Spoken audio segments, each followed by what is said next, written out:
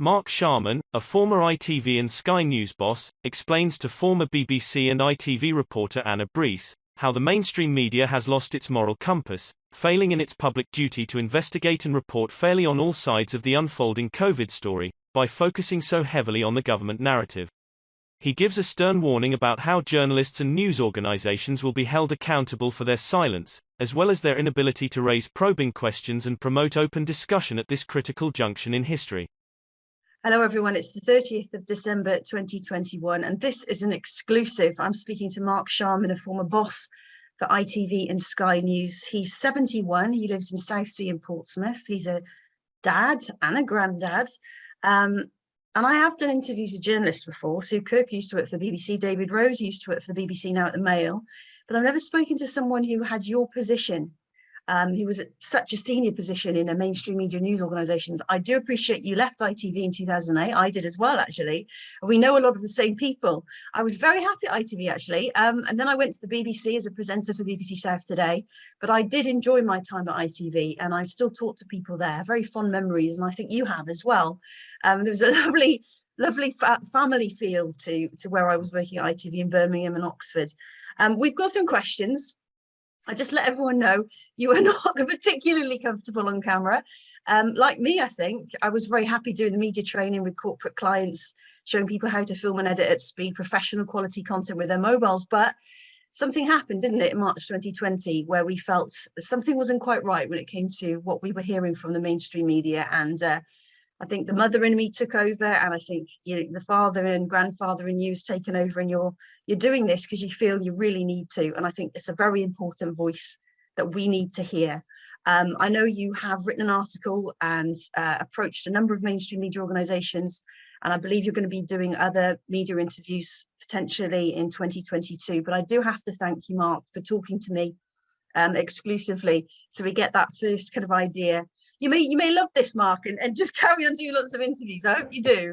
But it's wonderful to actually, we've been talking a lot, haven't we? We've developed a bit of a friendship. And I am so desperate to hear your views. So, what I'm going to do is ask you some of those questions that we've agreed upon before. And I'm going to make sure you see the interview before we publish to see that you're happy with it. So the first question I've got is, what was your role at Sky and ITV News? Well, they were slightly different, and I mean at ITV, as you know, the news is produced by ITN, but I was the executive at ITV Network, responsible for the budgets for them and also for the overseeing the content. It wasn't a hands-on role, but it was a responsibility. At Sky, slightly different because Sky News is in-house. We did have an excellent head of news in Nick Pollard. But again, I had an executive role and did get a little bit more involved in the look of the channel and one or two hirings and the direction of where we were going now and again. But I've also run newsrooms myself in the past, sort of hands-on editing. What does an executive role mean? It generally means, at Sky, it would generally mean sorting out any major problems if there were any. When from time to time you do get issues, and I was between the chief executive and the head of news. So, I was a go-between really. Pretty big job. And in ITV, you were we would discuss budgets and we would discuss content, and certainly we had a relaunch which I got quite heavily involved in because the look of channels is something that's quite close to me, because I actually developed and launched Sky Sports News as well, which is a much more hands-on role. Wow, you had an incredibly senior role at these organisations. Overseeing content at ITV, and budgets and probably reputation management, dealing with any big major issues that may impact the brand, I should imagine as well, anything that goes viral on Twitter or social media in terms of social media wasn't quite such a big issue as it is now, but more so at Sky. I mean, Sky was much more of an in-house operation. Of course. And we had some big stories as well. We had 9/11, we had the Iraqi wars, Baghdad, all of that. So it was quite a big time to be there. So would you be involved in the recruitment of, say, the main presenters and journalists, regions, the regional main presenters, or the national presenters or correspondents? Not so much. No, not so much. I mean, there were a couple I was involved in. Certainly at Sky, one or two. And Julie Etching was probably my best signing at ITV. You know, I'm a big fan of hers. Fantastic. I think it comes down to likability a lot of the time, doesn't it, with presenters? It's like building that trust with the public and making them feel entitled, especially in a time of crisis. This person is telling me the truth. I can trust this media brand. Thank you so much. So why are you talking to me? What are your concerns, Mark? Well, Anna, I feel as though for freedom of speech, the impartiality of reporting, the honest debate is all under attack. And I feel as though it's some kind of pincer movement. On the one hand, you've got big tech through YouTube and Facebook and Twitter. You know, they are cancelling people, and they're using these terrible terms, misinformation, conspiracy theorists, just to dismiss anything that doesn't fit the narrative. You know, and that's a grave concern to me. I mean, you know, Britain is the cradle of democracy. I fear at the moment we're on a march towards the death of it. And it's a death by strangulation of free speech. And that's, as a journalist of 50 odd years, that is a real concern to me. Unfortunately, mainstream media is the other side of the pincer movement, in that they're also only telling one side of a story over COVID. You know, there appears to be a worldwide narrative, and mainstream media are signed up to it. They're acting as government cheerleaders, and that's not the role, I don't think, of mainstream media or any journalist. Our role is to question, they should be questioning it and holding them to account, not helping bring the population to heel, which is what's been happening, I feel. So I need to ask you why you think the mainstream media organizations, or as I like to call them, sort of the legacy media brands, have been around for a long time, they've built up this trust. Why do you think they aren't doing the good job of journalism and holding power to account? Well, to be cynical, Anna, the government have spent about £500 million so far on COVID advertising, and most of that has gone to broadcasting and mainstream media. It's hard, I think, in current times to go against that. It offends principles, but I think that's probably a reality. However, I don't think that's the only cause, and I would point you out to they don't call it a rehearsal, but they had a simulated event which was held in October 2019, just before the outbreak.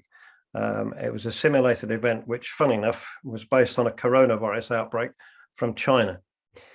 It was called Event 201, and it was a simulated global coronavirus pandemic exercise organized by the World Economic Forum, the Bill Gates Foundation, and Johns Hopkins Center for Health Security. Now, they advised governments all over the world on what they should do, and included in that was this advice: flood the media with fast, accurate, and consistent information, while the media companies themselves should commit to ensuring that authoritative messages are prioritized and that false messages are suppressed, including through the use of technology. Now, who decides what's false? And this is at the core of my argument on everything about this cancelling and this misinformation. I mean, who is deciding what's information? You have some truly world-class medical scientific experts who are arguing against the narrative, and they're not being listened to. In fact, worse than that, they've been silenced. You know, Dr. Robert Malone actually invented the RMNA vaccine, and he's spoken up to warn about some of the things that may develop from it, and he's been cancelled on Twitter. I mean, this is outrageous. You know, you were just cancelling people's opinions for the sake of the narrative, and you know, maybe the clue is in that simulation that happened just before the pandemic started. But Ofcom too over here have joined in with it. Ofcom has instructed broadcasters to be alert to health claims related to the virus, which may be harmful, medical advice, which may be harmful, accuracy or material misleadingness in programs in relation to the virus or public policy relating to it. Well, I'm sorry, but that is Ofcom telling broadcasters, don't listen to other arguments. They're closing down debate. It just isn't right. It's a dereliction of duty, in my opinion, of journalists and broadcasters and newspapers not to investigate both sides of a story. Well, that's harmful, isn't it, to not investigate both sides of the story? It leads to panic and erosion in trust, I think, in these media organisations. So my question is, why are you speaking out now, Mark? I think in the end, it was because of the demonisation of people who chose not to have a vaccine. It's internationally accepted that you can choose whether or not to have medication put into your body, and that is being ignored. And what's happening around the world is, this rejection of body autonomy is scary. What we're seeing in Austria, from February, you can be fined and then imprisoned if you're not vaccinated. In Australia, they've started internment camps, for goodness sake, for people who haven't been vaccinated or people who they think even haven't been vaccinated. In Australia, they shot their own citizens with rubber bullets. In Austria, they are, as I say, they're putting them in prison. In Holland, they shot their own citizens just across the water from here with real bullets and injured citizens. What would happen here if that had happened on the streets of Sheffield or Manchester or London? How would we have reported that? Because the media seems to have lost its moral compass.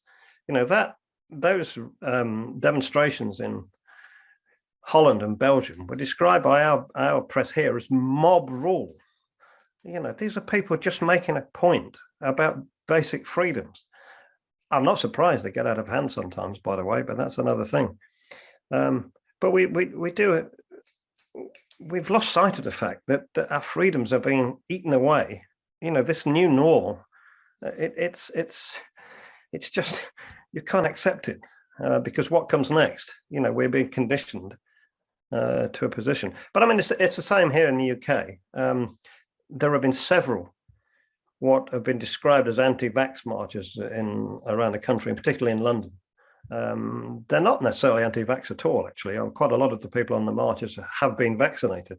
They're just against mandatory vaccines and vaccine passports. And I went to investigate one last week or 2 weeks ago. There were tens of thousands of people, and they were ordinary people. They were intelligent people. They were families. They were all kinds of ages, ethnic background, all kinds of ordinary people. And it was a generally peaceful, good-humoured march through London. There was one little skirmish involving maybe one or two people at the start, and that's what got reported. Violence on anti-vax rally. It's not an anti-vax rally, and it was in general very peaceful. The flip side of that is these protests in England have hardly been reported on the BBC or Sky or anywhere, and yet both of those channels go big on climate change protest marches because they're pet subjects of theirs, and that's again what to me is not acceptable. You can't pick and choose which protest you're going to report on just because you agree or just because that's one of your pet projects. It just isn't right. So it's bias. It's just biased reporting. If I can just show you the Daily Mirror from this morning, they've gone big on it, right? Blocking the road to freedom, anti-vax mob cause chaos, Labour call to tackle web virus conspiracies. And inside, the whole thing is turned to a war, on a war footing. And funny enough, on the back, there's another of those adverts by the government. But I actually don't agree with what they did there. The protest, I think, was wrong. I don't think anybody should be protesting against people taking a vaccine. That's their choice. You know, we're talking about freedoms here. If you want to take the vaccine, that's your choice. And whatever that protest was, they should not have stopped people getting a vaccine. And they Well, it shouldn't was have a caused testing centre. I looked at Yes, the footage. It yeah. wasn't a vaccination centre. It was a Well, testing centre. yeah. And it Well, was very either way, interesting to see how all the media were there and yes, covering it, where they weren't at others. It must be yes, incredibly. I'll tell you, Mark, your words, they get to the core of me. And I think any journalist watching this, I yeah, think this man talks a huge amount of yeah. sense. But on that Intelligent, protest, I don't think that protest was right. I don't think you should interfere with no. people who want to get tested or want to have a jab. And actually, but what it does, it plays into the media's narrative. And, you know, they're calling here a baying mob, it's described. It's actually, if you look at the pictures, there's a bunch of middle-class people, middle-aged people. So no, I don't agree with it, but that's the angle they're always going to pick up. And that no one in my knowledge had ever talked to these anti-vaxxers on these marches to see what their Well, I did, and that's the day I lost my YouTube channel. I'm talking about mainstream. Yeah, well, they have done a little bit of GB News. That's the thing is, some have been okay. Mark, would you say? Has the Telegraph been better? Has the Mail been better? I think there's been a few articles just recently that have begun to open up a little bit, but the general feeling is still, you know, get boosted, get boosted, get boosted, which, you know, it seems like a drive that's still coming from the government. You mentioned GB News. You mentioned GB News there. Actually, last night I thought Nigel Farage produced a breakthrough broadcast. You know, he did ask the questions. He asked the questions about should he get a booster. If the vaccine doesn't stop me getting the virus and it doesn't stop me passing it on, why would I get the booster? And he had a couple of experts on there who were very good at explaining things. And that's the first time. And whatever you think of Nigel Farage, you know, he was brave and he got out there and he did ask the questions. And I hope that's the start of a change of gear, really. Yeah.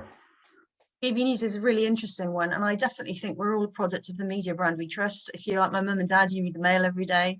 If you tune to the BBC and Sky every day, if you're following talk radio or LBC or me, you have a different feel, and then it's kind of splitting the public. And there's not many are there that are kind of like impartial and balanced. And I mean, I've tried my hardest, but I'm very congruent, Mark, and I find it very difficult not to show my feelings and my passion and my anger sometimes.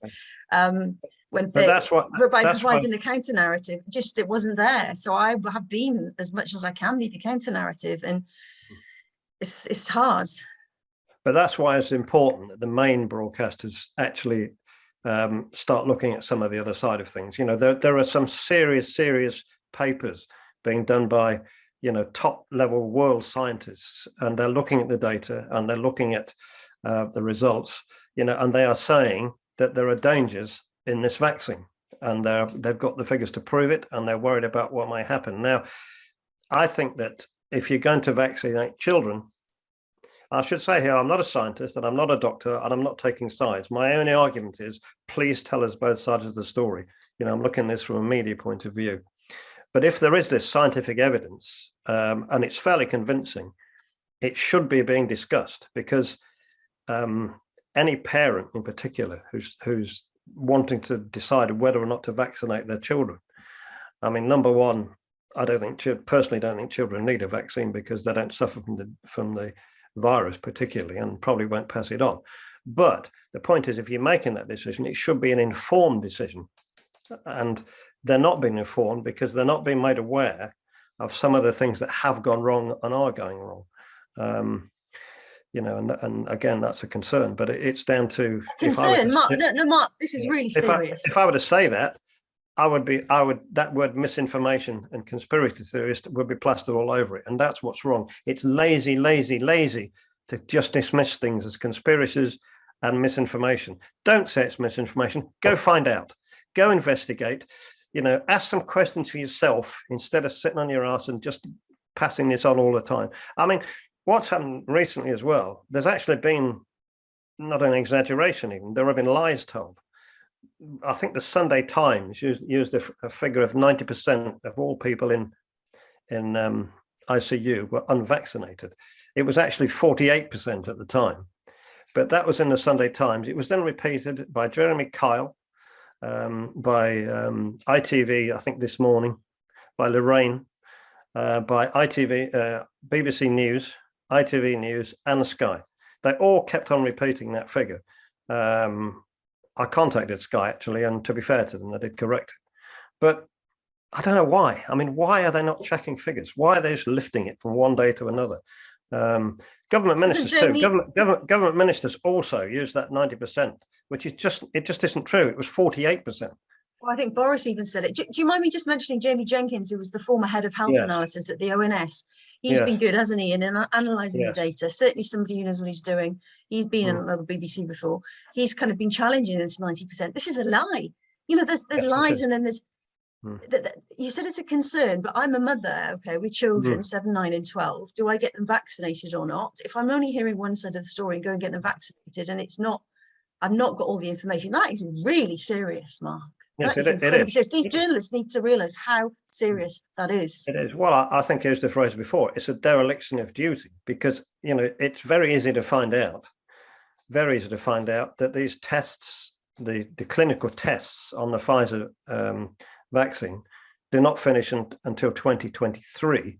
And worse than that, on children, they don't finish until 2025. So how can the government themselves use the phrase safe and effective? They don't appear to be particularly effective because they're not stopping the virus, and they certainly can't claim they're safe long term because they just don't know. And as I say, it's a dereliction of duty not to bring that into the public domain. And it does need to be in the public domain, because I had a spat the other day with somebody on a website who basically said, "Oh, you just listen to the internet and people on the internet, you know, people who are medical experts at night and plumbers and electricians by day." You know, that's ridiculous. But he won't believe it until it's on mainstream media, until the BBC tell him. He won't believe it. And that's the problem. But you were one of the bosses. You were the ones hiring these journalists, or at least controlling the budgets. You were very senior, you know. Your voice is an important one. Was. Yeah, absolutely. Can I just ask you, have you spoken to anyone you used to work with?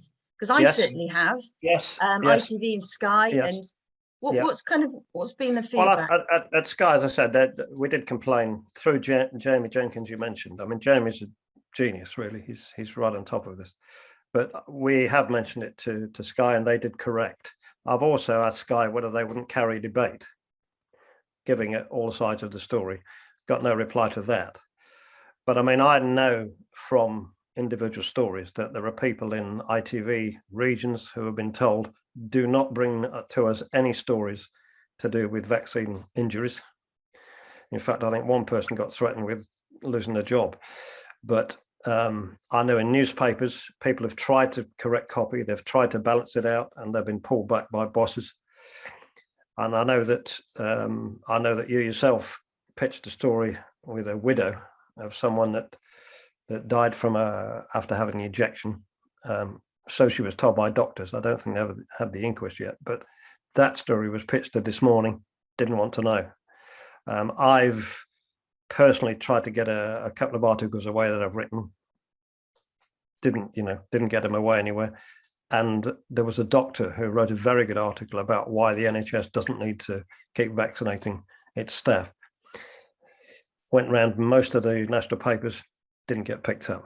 We've got no appetite for it, was one thing back. So yeah, listen, I think our industry, our trade, actually, as I prefer to call it, is guilty, because I think there are a lot of journalists within these organisations who know it's wrong and aren't speaking up. But equally, there are a lot of medics who also know it's wrong, who also aren't speaking up. You know, why?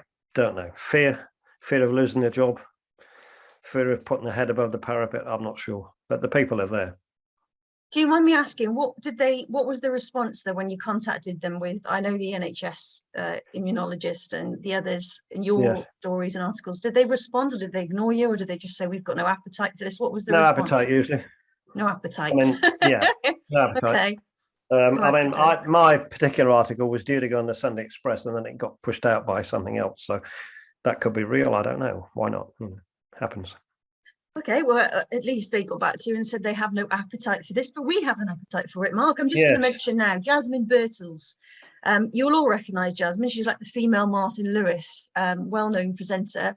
She is the admin for a journalism group that we're in, and her email address is jasminebirtles@gmail.com. And if any journalists are watching this and would like to contact Jasmine, please do, because she's the admin of this group, and we are growing, aren't we?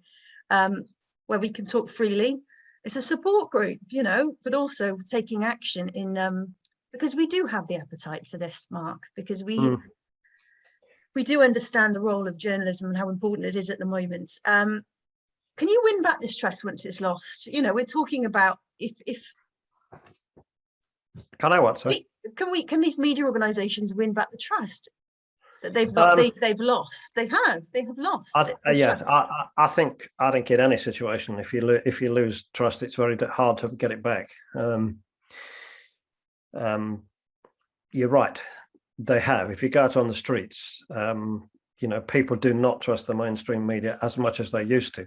Having said that, a lot of people still do, and they are believing what they're being told, which is why it's really important that it's these organisations, the BBC, Sky, the main newspapers, actually put the other side of the story, because they do carry huge sway still. If some of the predictions from these scientists about the dangers of the vaccine come to fruition, then I think trust will go through the floor. And actually, I'm not sure if I was in charge of a newsroom that hadn't flagged up these dangers and they came to fruition, how I'd feel. You would feel guilty for sure, and actually you'd be implicated by your silence. And I think that's something that they should think about. That in news terms, COVID's been the gift that just keeps on giving. It gives you a news story every single day. And unfortunately, they're all easy takes. It's all the government line and all the positive stuff. And I think most broadcasters have gone out of the way to find stories that support the narrative. How many times have you seen someone in a hospital bed or some relatives of someone that's died saying, if only you'd taken the vaccine, if only you'd taken the vaccine? Where are the ones of the people suffering because they had the vaccine? Not interested, like your Charlotte Wright, like the widow of Dr. Stephen Wright. I mentioned at Great Ormond Street Hospital. She's in pain. No. That woman, she's in pain, and if she lived in many countries in Europe, if she did not get vaccinated, she wouldn't be able to go. Like, we spoke to someone from Lithuania, she wouldn't be able to go to the cafe. I remember talking to you about that. Cafe, restaurant, shop, swimming. But would she take the risk when her husband's died following the AstraZeneca vaccine? No, Lisa Shaw, BBC presenter, age 44, with her husband who's looking after the kids now. Is it right to mandate something where there is a risk? But we did contact ITV this morning and the producers. I know there's a lot of people at ITV and BBC, but it's quite disjointed at the moment with all these different journalists. I know, Mark, if I was at the BBC still, I would have quietly got together of a group, a community, and we'd have gone on strike. We'd have walked out. I would have done it. Yeah. Would you have done that? What can they do? They can join our group. There was an interesting piece in The Spectator written anonymously by someone at the BBC. I don't know if you saw it, but he said that they'd created in the BBC a huge culture of fear. So everybody was terrified of the vaccine. I'll rephrase that. Everybody was terrified of the virus, and they had created this fear. Well, I think if you kind of instill that in people's heads to start with, that is the way they look at the story. So I'm not suggesting everybody involved is in some sort of conspiracy to throw it back at them. I'm not. I think a lot of people genuinely believe that the virus is very dangerous and this is the way out of it. And they might be right. That is, as I say, I'm not a scientist and I'm not a doctor. Told that story. I just want equal reporting. But the thing is, I always I put myself in someone else's shoes, and I think about Charlotte Wright and her husband who died. If you did put that on ITV this morning, it would put people off having the vaccine. Yes, yes. It really would. Just one little story it would. So they're probably, maybe they're thinking to themselves, we have to ignore it because otherwise it creates panic. So they've taken this role of, they're insulting the British public and treating us like children. Well, it'll be nothing. We can't balance up the risks. You're absolutely right. It isn't right. I've said 3 times, I think, that it's a dereliction of duty. It's not right to suppress, the word from the simulation, to suppress information that might affect your decision about your own children. It isn't right. And that is my main beef. You know, the vaccine may turn out to be perfectly safe, which is absolutely fair, but it might not. And that's why the debate should be had. And also, if the debate isn't had on mainstream media, it just gives credibility and credence to the conspiracy theories, so-called, elsewhere. You know, if people don't see it reported, and then they see, you know, sensible, experienced scientists giving another view somewhere else, it reduces the credibility all the time of mainstream media. What a crazy time. We're going to say at the end of this interview is please download the entire interview and feel free to share. No copyright issues. Please don't edit it though. If you are, please share it in its entirety. Are you happy with that, Mark, if people share this, as long as it's not edited? Yes. People put their own branding across it and cut you all up. But I'm happy for it to be shared far and wide. Yes, well, you said at the top, I don't do a lot of television because for very good reason. I work behind the scenes for very good reason. So, but it takes quite a lot for me to come out and say things on a camera. Oh, I've been working on you for a few months. Well, yeah, I've been working on you. It's just reached the point where I got so cross, I felt I needed to say something. Please leave your comments below on what you think. Also, please like or dislike the video, share, subscribe, hit the notification bell, and be notified when we post new videos. Thank you.